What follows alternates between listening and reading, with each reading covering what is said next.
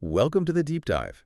Today we're going to be looking at passive investing and how it affects asset prices, especially for all those big companies, the mega firms that kind of rule the market. Yeah. It's a topic that's gotten huge. Like you look back to 1993, Right. passive investing was only about $23 billion. Wow. And then fast forward to 2021, it's like a whopping $8.4 trillion.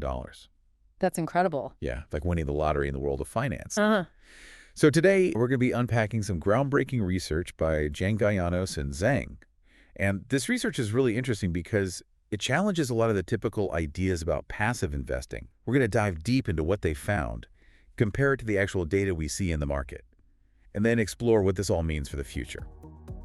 Thank you for tuning in to Quantopian's Quant Radio, your AI-driven podcast exploring everything related to quantitative finance. If you enjoy this episode, don't forget to like and subscribe to stay updated on future releases. For more quant-focused content, join us at community.quantopian.com. There you can explore a wealth of resources, connect with fellow quants, engage in insightful discussions, and enhance your skills through our extensive range of online courses. Quant Radio is intended to help people develop their knowledge and skills in quant finance. This podcast is not intended to provide investment advice. And now, back to the episode. So, typically people think that passive investing makes the market less efficient. Right. The idea is that if you have fewer active investors out there really scrutinizing companies, then prices might not reflect a company's true value. Yeah. That's one of the arguments against passive investing, for sure. Right. And then there's this other idea focusing on when companies get added to indexes like the S&P 500. Uh-huh. So when that happens, all those passive funds that track that index, Right. they have to buy the stock. Absolutely got to buy it. And that can push the price up, And yeah, it creates instant demand. Exactly. Yeah. But here's the thing. The research we're looking at today goes beyond all that. Okay. It actually suggests that the size of a company really matters. Like it plays a huge role in how passive investing affects it. Interesting. And get this, passive investing might actually be boosting the entire market, even if it's just investors switching from active to passive funds. Huh. So it's not just about new money coming in. Right, exactly. It's Yeah. like this shift in strategy can have a big impact. I see. So I'm trying to wrap my head around this. Sure. How can passive investing, which is basically about tracking the market, have such a huge effect on individual companies and the whole market itself? Well, it all comes down to how different types of investors interact in the market. So let's say you have these noise traders, people who tend to follow trends, And those who get caught up in the hype. Exactly. They get emotional and they drive up the price of, let's say, a big company stock. Okay. Now, on the other hand, you have your active investors.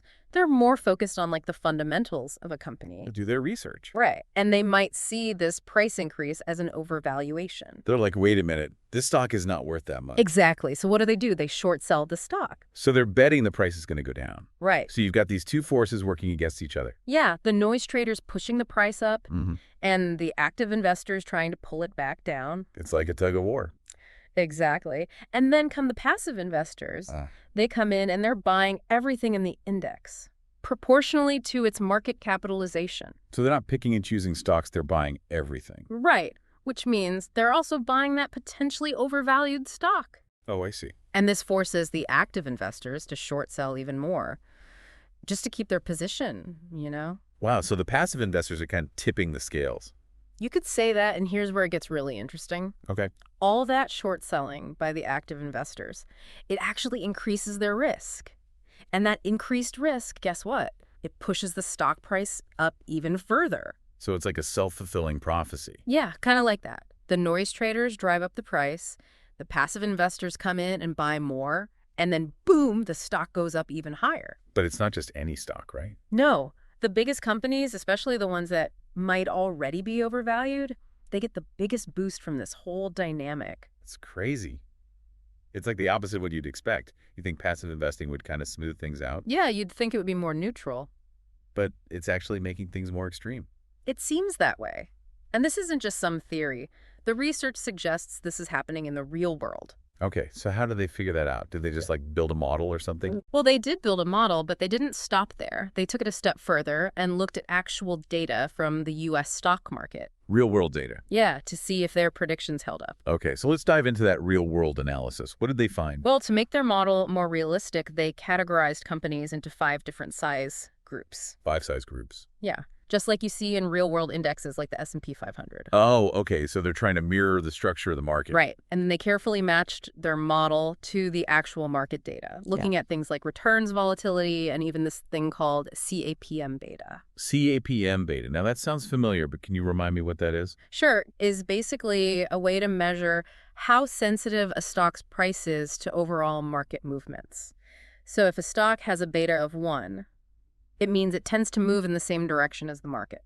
Okay. But if it has a beta higher than 1, it's more volatile. More risky. Right, and if it's less than 1, it's less volatile. Got it. So they took all of this into account. Yep. They wanted to make sure their model reflected the real world as closely as possible. That's pretty thorough. So what happened when they applied this real-world lens to their model? Well, one of the things they found was that when new investors enter the stock market, specifically through passive funds, Okay. stock prices across the board tend to go up. That makes sense. Yeah. More money coming in? But here's the catch. The impact isn't the same for every company. What do you mean? It creates this interesting J shape. The J shape. Yeah. So smaller firms, they get a big boost. Okay. Medium-sized ones, a bit less. Mm-hmm. And then the largest companies, they see the most substantial gains. So the biggest companies benefit the most. It seems that way. That J shape is really interesting. Yeah. What's driving that pattern? It's a combination of things. First, you have that classic CAPM logic. Remember high beta stocks? Yeah, the more volatile ones. Right. They tend to be smaller companies and they're more sensitive to market changes. So when new money flows in, they experience bigger price swings. Makes sense. But then you also have that amplification effect we talked about earlier. Where the big companies get an extra boost. Exactly. So it's like a double whammy for them. They benefit from the new money and from the dynamics of passive investing. Precisely. Okay, so let's switch gears a bit. What happens when investors just move their money from active to passive funds? No new money coming in, just a shift in strategy. That's a good question. In a perfect world where there are no noise traders and the index includes every single company, this shift wouldn't actually affect prices. Really? Yeah, the active investors would sell their holdings, the passive investors would buy them, and it would all balance out. But we know the real world isn't perfect. Definitely not. You always got to factor in those noise traders. So what happens when you throw them in the mix? Well, even a simple shift from active to passive can create winners and losers. Okay, tell me more. What happens? So the model shows that stocks loved by noise traders. The ones that might be overvalued. Exactly. They actually go up in price. Even though there's no new money coming in. Right. And then the less popular stocks, the ones that might even be undervalued, they go down in price. Wow, so passive investing can actually distort the market. It can, especially when you have noise traders influencing things. It's like it's amplifying the existing trends. Exactly. And that's a really important point to understand, especially now that passive investing is becoming so popular.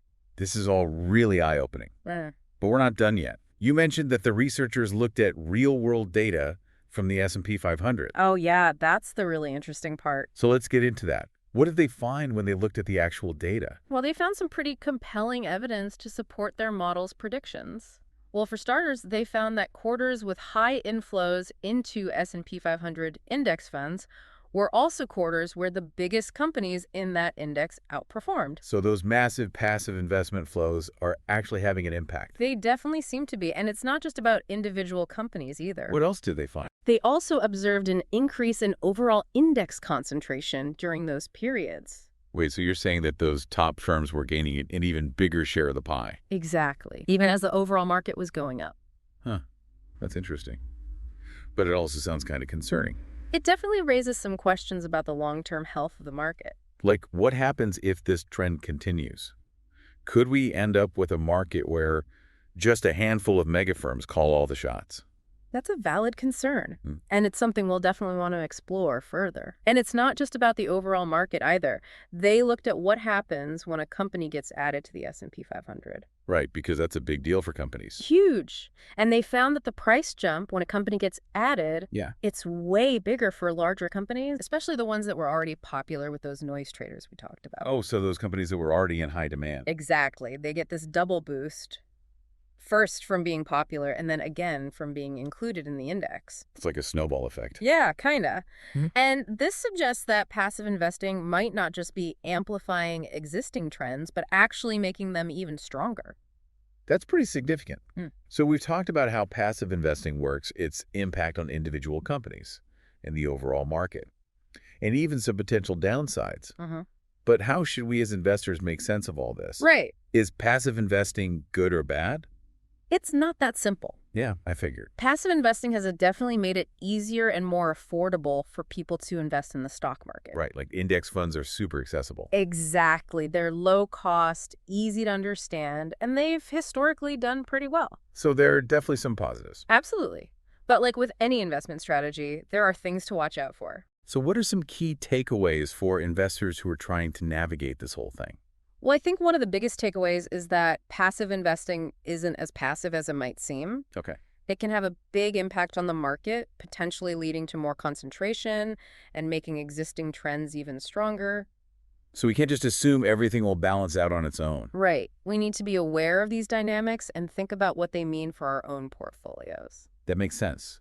We can't just blindly jump into passive investing without understanding the potential risks. Exactly. And I think another important takeaway is that diversification is key. Don't put all your eggs in one basket. Right. Whether it's a single stock, a particular sector, or even a specific investment strategy. So even if you're mostly invested in index funds, it's still a good idea to spread your investments around. Absolutely. Consider different types of indexes, maybe add some bonds or real estate to the mix. A well-diversified portfolio can help you weather those market storms. Exactly. And potentially boost your returns over the long run. Sounds like we need to be proactive and informed investors. Definitely. We got to keep learning and adapting as the market changes. This has been incredibly insightful.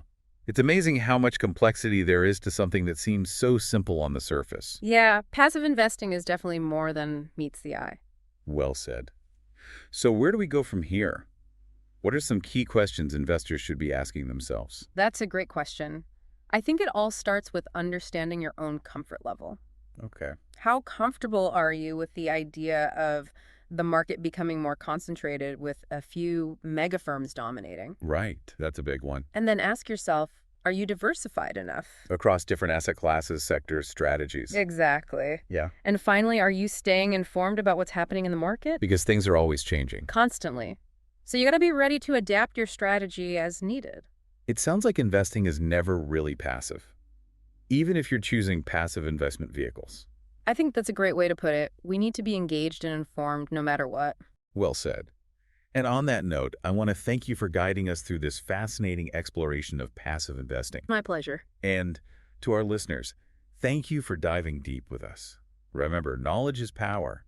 Keep exploring, keep questioning, and stay informed about the ever-changing world of finance.